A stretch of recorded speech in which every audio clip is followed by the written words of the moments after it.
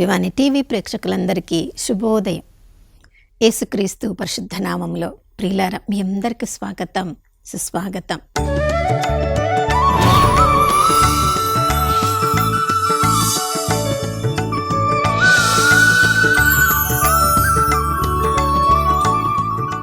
గడిచిన కాలమంతా మనం ఊహించిన దానికంటే, కోరుకున్న దానికంటే ఉన్నత స్థితిలో మనం నిలబెట్టిన ఆ దేవాతి దేవునికి పూర్ణ హృదయంతో, పూర్ణాత్మతో, పూర్ణ శక్తితో వందనాలు తెలియచేద్దాం. ఈ నూతన ఉదయంలో కూడా దేవుని ప్రేమ తరిగిపోలేదు, ఆయన కరుణ సమసిపోలేదు. ప్రతి ఉదయం లాగానే ఈ నూతన ఉదయంలో నూతనంగా తన ప్రేమను, కరుణను, కటాక్షాన్ని ప్రభు మనందరిపై కుమ్మరించారు.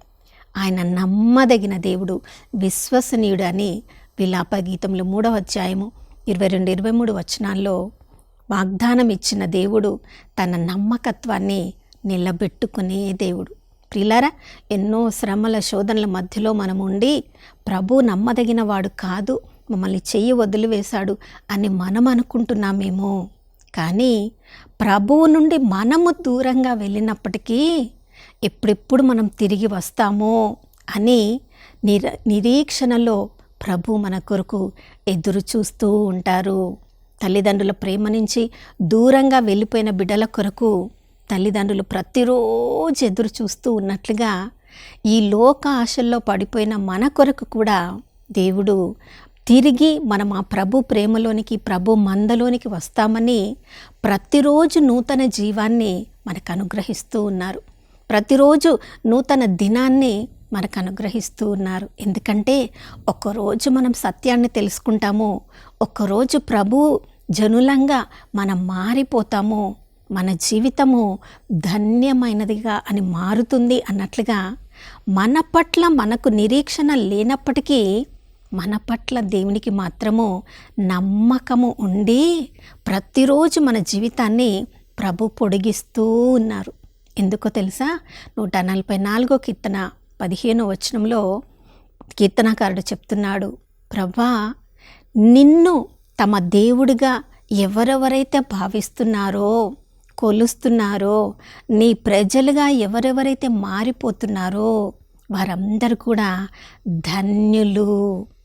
ఎందుకంటే నీవు ఎప్పటికీ వాళ్ళను తృణీకరించినప్పటికీ వాళ్ళు నిన్ను తృణీకరించి దూరంగా వెళ్ళారేమో, కానీ నువ్వు వాళ్ళు తిరిగి వస్తారని ఎదురు చూస్తూ ఉన్నావు కదా. వాళ్ళని ధన్యులుగా మార్చడానికి ప్రతిరోజు వాళ్ళకి అవకాశం ఇస్తున్నావు కదా. ఆ గొప్ప ప్రేమను ఎవరెవరు అర్థం చేసుకుంటారో తప్పకుండా ప్రభువు యొక్క ప్రజలుగా, ధన్యమైన ప్రజలుగా ప్రతి ఒక్కరు కూడా మారిపోగలరు సుమా.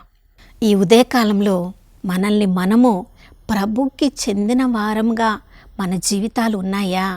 ఎవరైనా మనల్ని చూసి ధన్యులు వీరు అని చెప్పుకునే విధంగా మన జీవితాలు ఉన్నాయా చూసుకోవాలి ప్రియులారా. దేవునికి చెందిన వారంగా మన జీవితాలు ఉంటే మరి దేవుడు పవిత్రుడు. పేతురు రాసిన మొదటి లేఖ 1వ అధ్యాయం 15-16 వచనంలో మనం చదువుతున్నాం. పవిత్రుడైన దేవుడు మనం కూడా పవిత్రంగా ఉండాలని ఆశపడుతున్నాడు. నేను పవిత్రుడను కనుక మీ ప్రవర్తన యందు మీరు పవిత్రులై ఉండు. అవును ప్రియులారా, ఈ లోకంలో పవిత్రమైన దేవునికి చెందిన బిడ్డలంగా మనము ఉండాలంటే ప్రతిరోజు మనల్ని మనం త్యజించుకొని, అంటే ఈ శరీర కోరికలను, నేత్రాస, శరీరాస, జీవపు డంబాన్ని త్యజించుకొని మన సిలువని ఎత్తుకొని ఆ ప్రభుని మనము అనుసరించాలి. ఈ లోకంలో నేను బాగానే ఉన్నాను, అందరూ నన్ను మెచ్చుకుంటున్నారని లోకానుసారంగా జీవించే వాళ్ళు మనల్ని పొగిడినప్పుడు దానితో మనం సంతృప్తి పడుతున్నామేమో.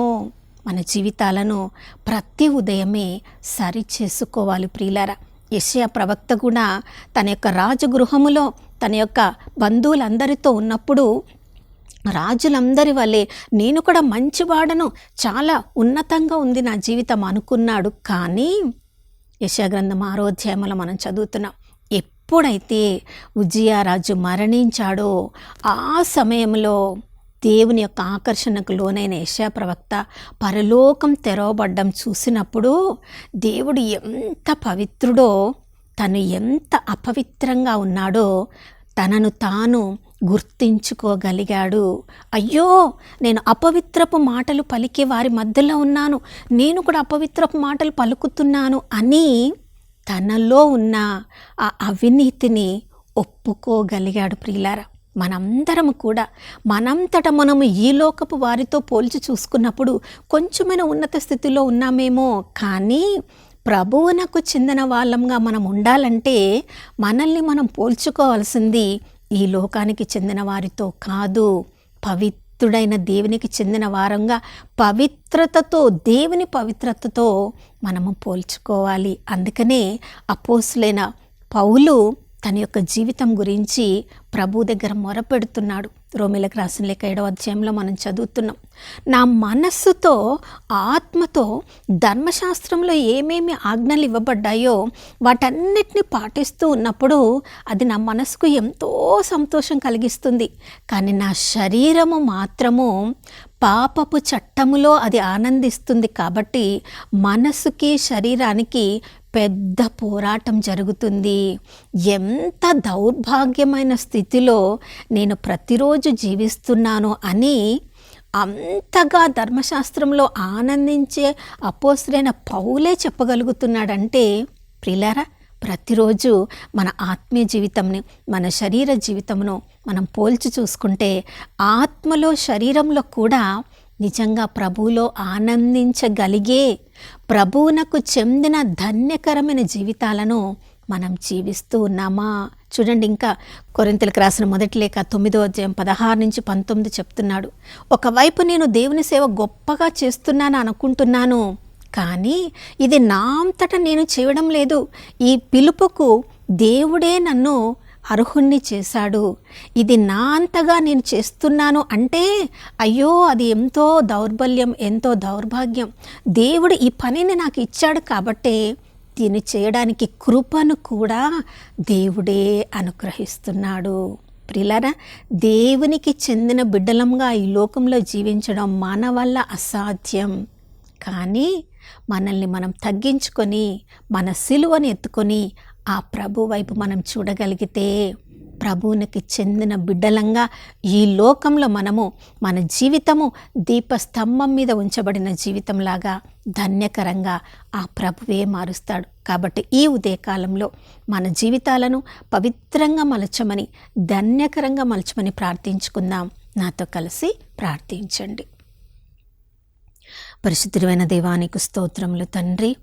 సామెతల గ్రంథం 3వ అధ్యాయం 5-6 వచనాల్లో మేము చదువుతున్నాం, ప్రభువా, మా సొంత తెలివి మీద మేము ఆధారపడి ఈ లోకంలో జీవిస్తున్నప్పుడు మా జీవితాలు మాకు ప్రీతికరంగా ఉండవచ్చు, తృప్తికరంగా ఉండవచ్చు, ఇతరులు మెచ్చుకునే విధంగా ఉండవచ్చు. కానీ ప్రభువా, నీ తెలివి, నీ జ్ఞానాన్ని మాకు అనుగ్రహించండి. ఈ లోకంలో మేము శ్రమల పాలు అయినప్పటికీ కూడా ప్రభువా, లోకస్తుల్లో లోకానుసారంగా మేము జీవించకుండా నీకు చెందిన బిడ్డల్లంగా అయా ప్రభువుని బడసిన ధన్యకరమైన జీవితాన్ని ఈ లోకంలో మేము జీవించడానికి మాకందరికీ కృపను అనుగ్రహించమని యేసయ్య పరిశుద్ధ నామంలో అడిగి వేడుకొనుచున్నాము తండ్రి, ఆమేన్. అవును ప్రియులారా, అందుకని పేతురు భక్తుడు తన మొదటి ఉత్తరంలో రాస్తున్నాడు, క్రీస్తు ప్రభువును మీ హృదయములందు ప్రతిష్ఠించుకొనుడు. ఎవరైనా మన జీవితాల్లో ఉన్న ప్రభువుని గురించి అడిగితే సరి అయిన సమాధానం చెప్పే విధంగా ఆ ప్రభువును బడసిన ధన్యకరమైన జనులంగా ఈరోజంతా జీవించుదాం. మరొక నూతన శుభోదయంలో మనం అందరం కలుసుకునే వరకు దివ్యవాణి టీవీని వీక్షిస్తూ ఉందాం. ఇమ్మానుయేలు, ప్రభు మనతో ఉన్నారు.